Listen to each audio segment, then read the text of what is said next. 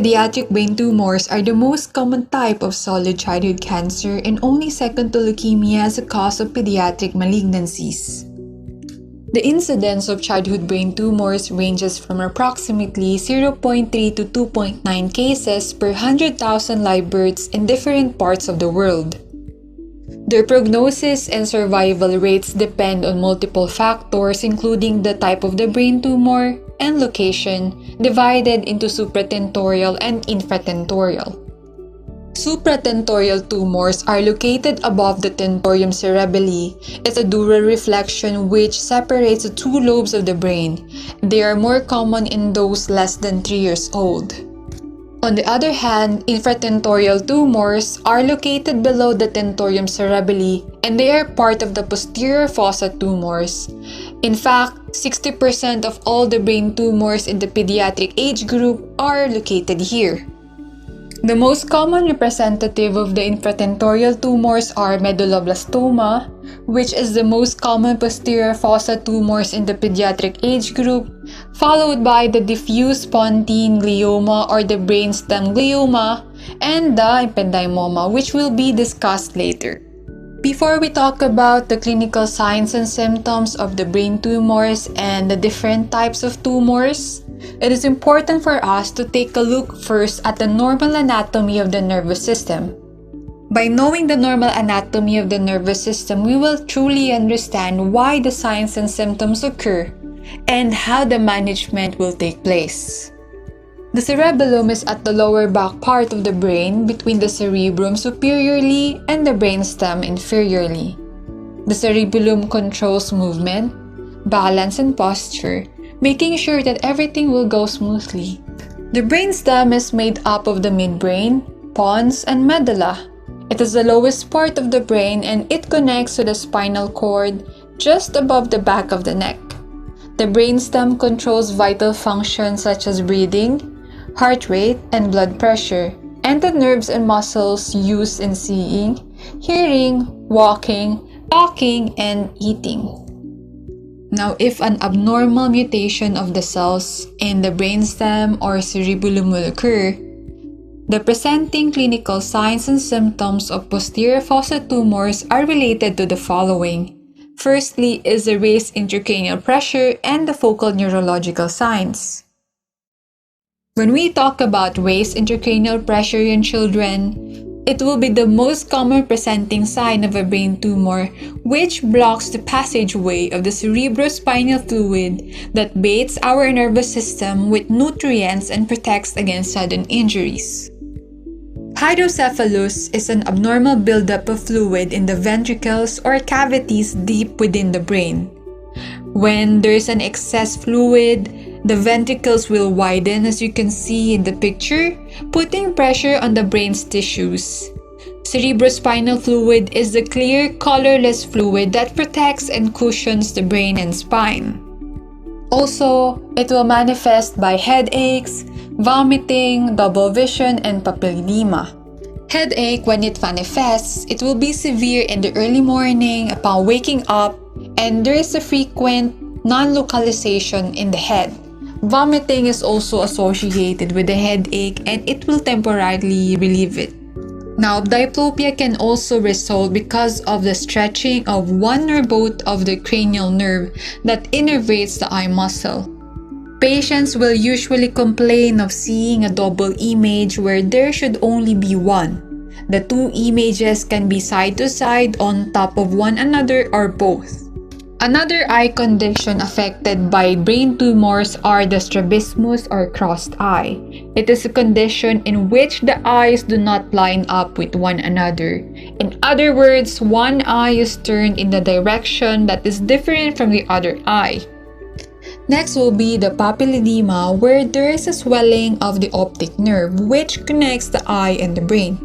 This swelling is a reaction to a buildup of pressure in or around your brain that may have many causes such as a brain tumor. Now, when the tumors are invading or compressing the cerebellum or brainstem and the cranial nerves attached to it, focal neurological signs are also noted. Under the list of a focal neurological sign, ataxia, describes a lack of muscle control or coordination of voluntary movements. Ataxia can develop over time or come on suddenly. Ataxia can cause a number of neurological disorders such as poor coordination, unsteady walk and a tendency to fall down, difficulty with fine motor tasks such as eating, writing, or putting on a shirt, change in speech, involuntary back and forth eye movements where it is called a nystagmus. You may feel like your eyes have a mind of their own, where they may move up and down vertically, side to side, horizontally, or in a circle.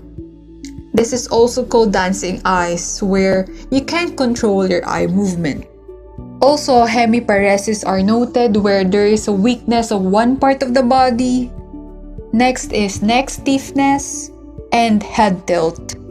Please take note that the following signs and symptoms are best consulted with your physician. The proper investigation when a doctor is suspecting a brain tumor on a child are done through the following: physical examination and checking of health history, and most especially the neurological examination.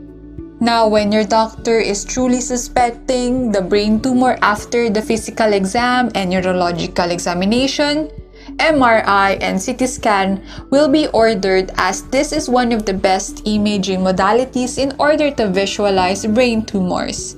It will also tell us the size of the brain tumor and which part of the brain is specifically invaded by the brain tumor.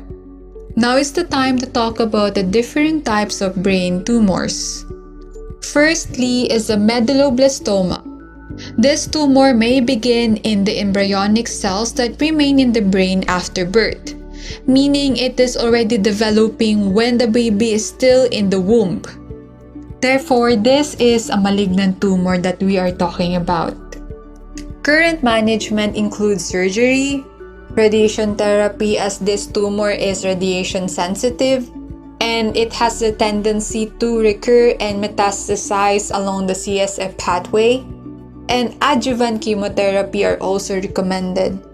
The prognosis for medulloblastoma is 40% for 5-year survival rate. That is why there are numerous trials in order to combat medulloblastoma. Next type of brain tumor is the ependymoma. This is a type of tumor that can form in the brain or spinal cord. It begins in the ependymal cells in the brain and spinal cord that line the passageways where the fluid that nourishes your brain flows. It also presents just like medulloblastoma, but the initial sign is the hydrocephalus. Current management of ependymoma are the following. Surgical excision is indicated, however, total removal of the tumor is rarely possible, especially when the brainstem is involved. After the surgery, a post-operative radiation therapy is administered in order to kill the remaining tumor cells in the posterior fossa. Now, the third type of a brain tumor in children are the brainstem glioma. It's a type of tumor that could be benign or malignant, which forms in the tissues of the brainstem.